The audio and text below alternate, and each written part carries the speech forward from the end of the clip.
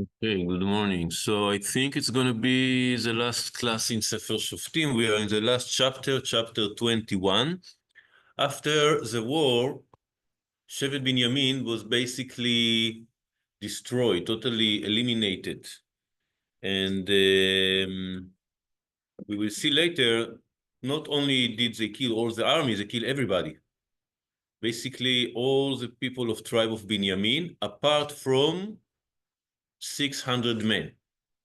Meaning also all the women. It was totally, the tribe was totally destroyed. By the way, it's another reason to think that this story happens in the beginning of the book and not in the end, because right after that, in the beginning of Sefer Shmuel, Shaul is getting to be the king, and he's from the tribe of Benjamin. So what? He was from the 600 people. Or what exactly happened there? It speaks about his father, his children, not his children. He was grown up, but um, and yeah, and after that, when David is king, so we see also the tribe of Benjamin had power, had soldiers. So if there are only 600 people, how it becomes an whole tribe after only one generation or less than one generation. So it makes sense to say that it was in the beginning of the book, of the time of the Shoftim. So the tribe anyway was eliminated after all the story with the woman, etc. So beginning they won they defeated the other tribe, and in the end they lost. And when they lost, it was a total loss, right? Something that was very extreme. And now, in the beginning of chapter 21, the Bible had another detail that wasn't said before, even though it did happen before. It says, now Israel's side had taken an oath at Mitzpah. So Mitzpah, Am Yisrael was in Mitzpah before the battle, in the beginning. So before everything started, they made an oath. Not only did they go to a war against Binyamin, they also made an oath that none of us must ever give his daughter in marriage to Binyamin. So not only they're going to kill everybody, they're not going to give them any chance to return to how do you say repopulate, regenerate, return to life. Okay, and after the war, now there's no women. Nobody can marry Binyamin. The tribe is lost. So the people came to Bethel and sat there before God until evening. They wailed and wept bitterly. And they said, "O eternal God of Israel, why has this happened in Israel that one tribe must now be missing from Israel?" So this is quite strange. It's like the person that killed his father and then cried that he is orphan, right? I mean, you killed him. You're asking why God, oh God, why did it happen? Because you did that. Why are you asking God? Yeah. It looks like they didn't think it thoroughly. They didn't think about it carefully. So it maybe in the passion of the battle, they just you enter to a situation when you just kill everybody, and after that you think what you're doing. But again, it's emphasize or it show you again the low level of Am Yisrael in this time. They didn't mean to kill everybody, but they just did it in the middle of the battle. Now, another thing that it's important to hear is they didn't cry about the 60,000 people that died in the battle. They cried about the fact that a tribe disappeared. So this is, I think, something interesting. It's a positive thing, meaning that it's not only about the amount of people that we lost, it's also the fact that we lost one aspect of Am Yisrael, one part, one stream, because each tribe contributes something to the collective, to the Am Yisrael in general. And when you are missing a tribe, it's not just you are missing, I don't know, 100,000 people. You're missing this color of the painting, or this part of Am Yisrael, which is unique, and only the tribe of Binyamin can contribute his special aspect. When you're losing the tribe, you are losing something essential in the whole, right? And today that we are living without the 10 tribes, we should feel even more. We are very, very limited. Only certain aspects of Am Yisrael still living to this time. So we have the tribe of Benjamin from the children of Rachel, and the tribe of Yehuda from the children of Leah. So we have some kind of each side, but not all the detailed various aspects of Am Israel, which each tribe represents one of them. And that's the reason that Am Israel is feeling here, not only for so many people that died because of the war, it's also because specifically one tribe was missing. So early the next day, the people built an altar there, and they brought burnt offerings and offering of well-being.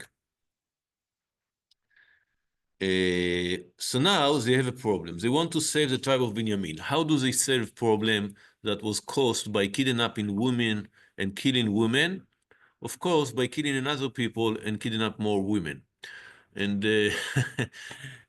it's again, it shows you that when you have a problem, not only I mean, the solution many times it's worse than the problem.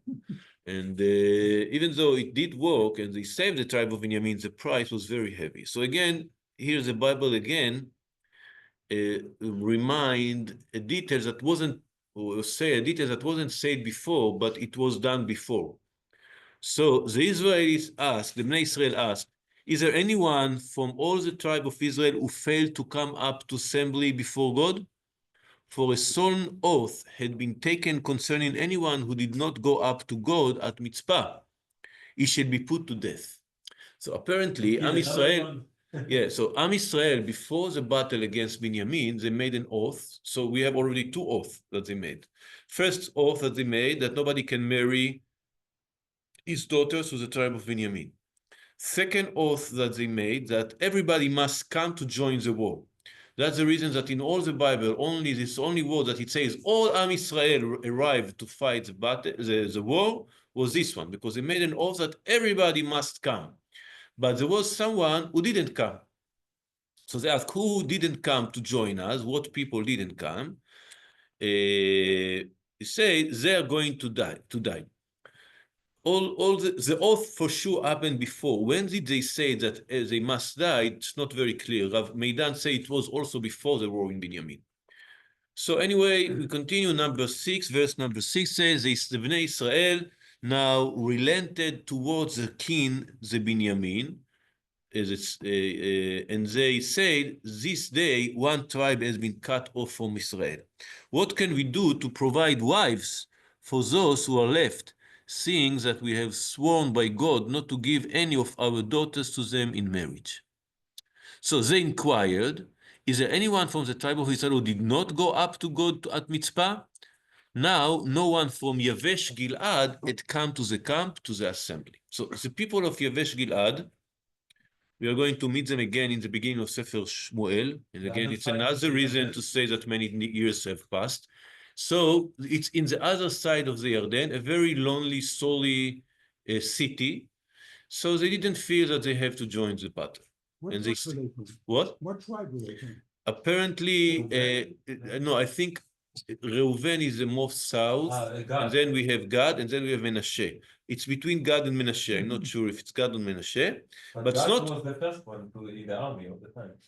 Yes, they went in the time of Yoshua. In the time of Yoshua, they didn't say that they come to all the battles after that. And I don't know exactly what tribes they were. What for sure is the tribe itself did come to the war, but this city they didn't. So they transgressed the oath that Am Israel take. So should they die for that?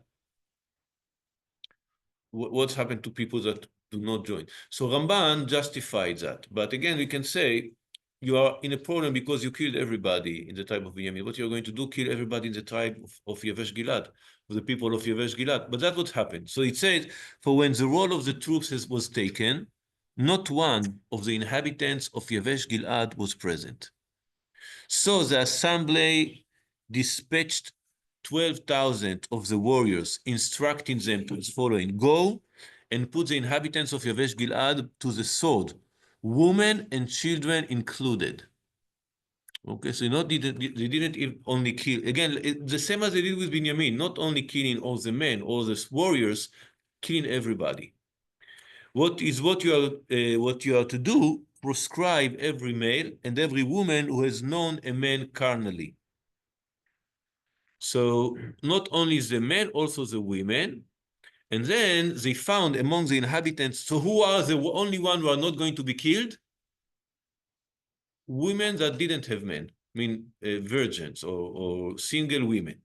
So they found among the inhabitants of Yavesh Gilad 400 maidens who has not known a man carnally. And they brought them to the camp at Shiloh, which is in the land of Canaan.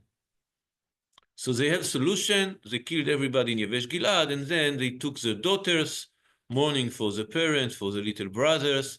Now they are going to be the brides for the people of Binyamin. So then the whole community sent word to the Binyamin who were at the rock of Rimon. So those who left from Binyamin, they went to a place called Sela Rimon, the rock of Rimon, and offered them terms of peace. Thereupon the Binyamin returned, and they gave them the maidens who had been spared from the women of Yavesh Gilad, but there were not enough of them. So it was only 400, and how many men were? 600. So we need another 200 women. We kill the other 200 men. Yeah. So maybe, but there are other solutions. Here again, the problem. In other cases in the Bible, it says that Hashem said to kill every woman that was married. For example, in the war of Midian, in other cases. Here it wasn't. I mean, what's happening if you're already killing everybody? Just leave the women, also those who were married. So now, if you kill their husband, they can get married again. What? Even in Torah time and Barak, that the part of the Shoftim, the tribes didn't participate in the war, we didn't kill them. Yeah, but maybe there something against them, but maybe there it wasn't an oath. So again, there's a discussion if the oath was a good reason and a good enough reason to kill them. They made an oath that everybody must join. It's something similar happened in the time of Shaul and Yonatan, when Shaul said that nobody would eat from he made an oath that nobody would eat, and Yonatan ate. So Shaul said, "I'm going to kill you," his son. And then after that, he wasn't killed. But so again, if you can treat an oath as such an important thing that justify killing everybody, I doubt it. Ramban say yes. Ramban say it's a very severe oath that was made publicly by all the nation. It's a very severe commitment, and if someone transgress it, it can be killed. So that's the opinion of Ramban. So again, but also doing the worst things maybe of killing the people of Gilad, they didn't think about the fact they can leave the woman. They killed everybody, including the woman who was married, so there are not enough women, only 400. Now the people, again, relented towards Binyamin, for God had made a breach. Again, they're accusing God. God has made a breach in the tribe of Israel. I mean, God made everything, but you did it. You killed everybody. So the elders of the community asked, what can we do about wives for those who are left, since the women of Binyamin have been killed off? All the women of Binyamin were killed.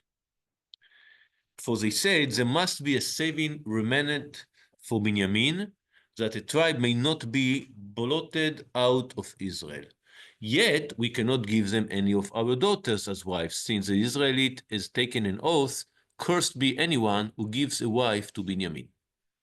So we don't know what to do. What would be the solution? And then there is another solution, kidnap. So it said, I cannot give my daughter. What's happening if she want to get married with someone? I didn't give anyone. Or what's happening if someone taking her without asking me? Okay, it also can be a solution. And they said, the annual feast of God is now being held at Shiloh. It lies north of Bethel, east of the highway that runs from Bethel to Shechem, and south of Levona. Very accurate place. So they said to the tribe of Binyamin, there is a place called Shiloh, and there is a feast. Let's read and I return to this verse later. It says, so they instructed the Binyamin as follows, go and lie in wait in the vineyards. Vineyards? Vineyards. Okay. Yeah, vineyards. Go and lie in wait in the vineyards. As soon as you see the daughters of Shiloh coming out to join in the dances, Come out from the vineyards, let each of you seize a wife from among the daughters of Shiloh, and be off for the land of Benjamin. And if their fathers or brothers come to us to complain, we should say to them, be generous to them for our sake. We could not provide any of them with a wife on account of the war, and you would have incurred guilt if you yourself had given them wives. So what's happened now that you are not guilty because they took by themselves. Okay, let's return now in some So cool. 23. Okay, I just so the Benjamin did so. They took to wife from the dancers whom they carried off, as many as they themselves numbered, so 200. Then they went back to their own territory and rebuilt their towns and settled in them. Thereupon the Israelites dispersed to their own tribes and clans. Everyone departed for their own territory.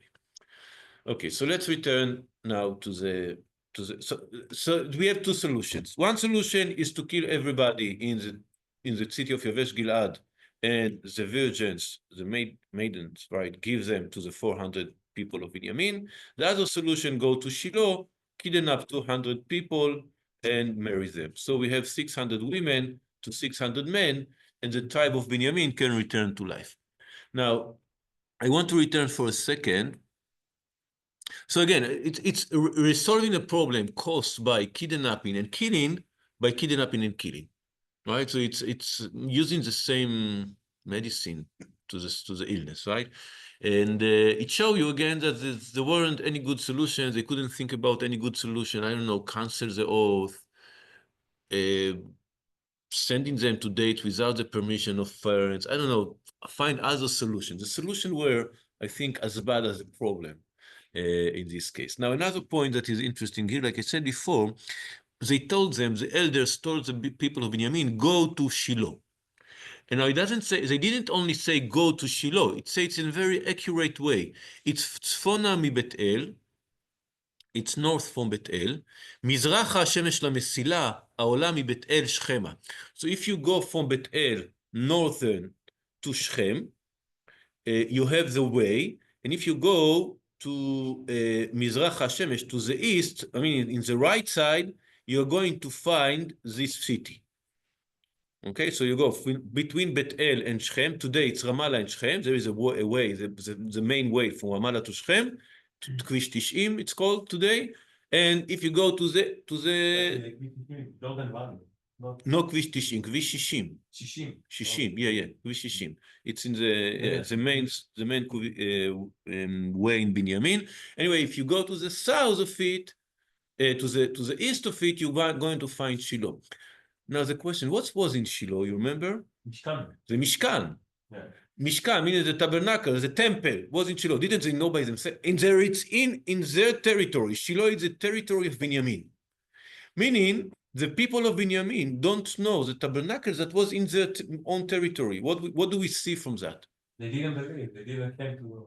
So nobody, yeah, it's a place, nobody visits the place. It was abandoned place. Nobody cared about the Mishkan. So there are other explanations. One explanation is that this is not was said by the elders. The Bible tells us, because when this was written, it was already, tabernacle was already in other place. So people didn't know where it is. Other explanation, they didn't dance in Shiloh itself. They danced outside of Shiloh. So they told them, if you go in the way, you find them dancing in this zone. So it's not, but I think I read one of the explanations just like that nobody knew where Shiloh is because nobody cared about the temple, about the tabernacle. So we are talking about people with very low moral standards that can kill and kidnap and rape. We are talking about people that are very divided. Nobody is helping each other in the other wars against the enemies. Only in this war, everybody is joining, but usually Israel is very